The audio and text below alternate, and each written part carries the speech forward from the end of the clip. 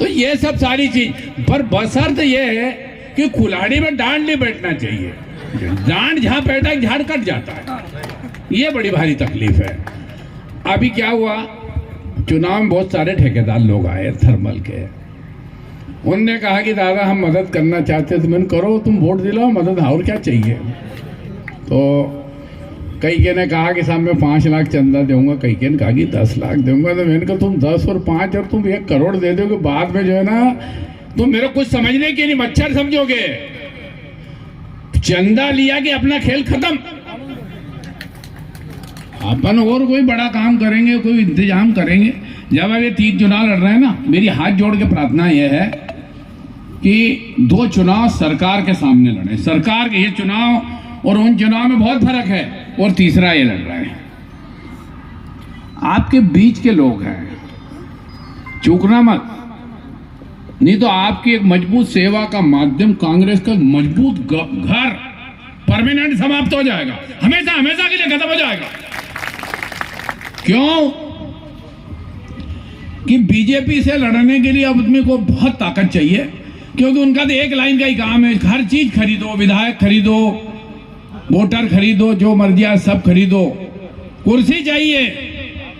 तो अब आप एक बात बताओ, बिल्लोरा में 2 नंबर में वहां के कार समाज के लोग रेत निकालते हैं। अब भूखी मरती लाड़ा करती, आदमी कहीं भी करेगा। तो उसमें भी नेता 15% कमीशन ले रहे हैं। ये तो हालत है, कैसे लोग जिएंगे भाई। मेरी बात सुनो, अपने को मालूम है ना कि भाई पूर्णिम दुई भट्टी कच्ची चल रही, तो अब सरकार ने 5 लीटर का अधिकार दे रखा है। तो ये बहुत सारी ऐसी चीजें हैं। मेरी हाथ जोड़ के प्रार्थना है, अपने आप को बचाना और अपने आप को सुरक्षित रखना है। तो प्रत्येक गांव में 90% वोट कांग्रेस के पक्ष में डलाने की ताकत करो। वोट डालने को लेकर तैयार है। पहला मौका है, मैं देवला गया, रूप सिंह भाई मिला कि हम तो खानदानी कांग्रेसी रामा जी के लड़के हैं। गजराज ने कहा कि मैं कांग्रेस का काम करूंगा। फत्तू दरबार के लड़के ने कहा कांग्रेस का काम करूंगा। कहा कि दिनकर पूरा देवला पहले वैसे को वैसे ही रहेंगे। हमारे यहाँ का बहुरिया वहां चला गया है। तो लोगों के मन में कांग्रेस को जिताने की टीस है। पहली वक्त उनने सब अपना ड्रामा जो था चला लिया। अरे इतना बड़ा चुनाव जात धर्म के नाम से जिताए क्या? 4-4 वोट देते तो नहीं जीते। इसलिए प्रजातंत्र प्रजा मालिक है। दिग्विजय सिंह आ रहे हैं, उनका अपने में बहुत सारे एहसान है। दिग्विजय सिंह जी थर्मल पावर, मावजा, इंदिरा सागर, सिंगाजी महाराज, ओंकार महाराज, बहुत सारे एहसान हैं। तो आदमी जो है कांटा निकालता उसका एहसान मानता है। अपने में दिग्विजय सिंह के बहुत सारे एहसान हैं।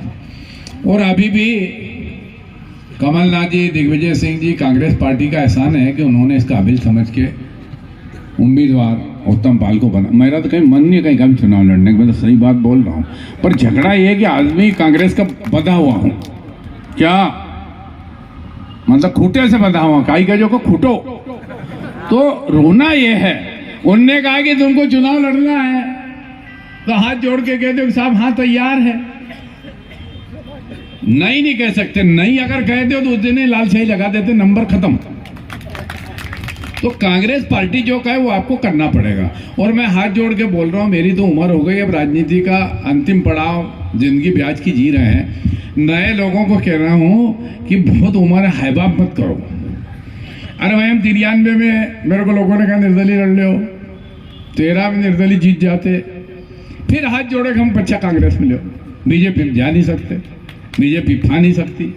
अभी लोकसभा के चुनाव में टिकट मिला, एक थैला लेके आ गए हमारे लड़के पास कि दादा को हमारी पार्टी से लड़ा दो। तो बोले मेरे को भी जूते खिलाओगे और तुम भी खाओगे।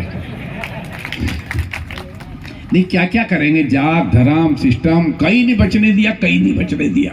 क्या देश को बचाना है, अपने आप को बचाना है, एरिया को बचाना है।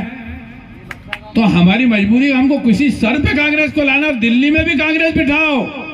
नहीं तो ये चुनाव 24 में अगर बीजेपी को बिठा दी तो देश में चुनाव होना बंद हो जाएगा, पट्टा साफ। बहुत बड़ी बात है। फिर दिग्विजय सिंह जी के सामने भी दुकान जमाने में कुछ बोलना पड़ेगा ना थोड़ा बहुत। बहुत बहुत धन्यवाद। सिंह महाराज की जय।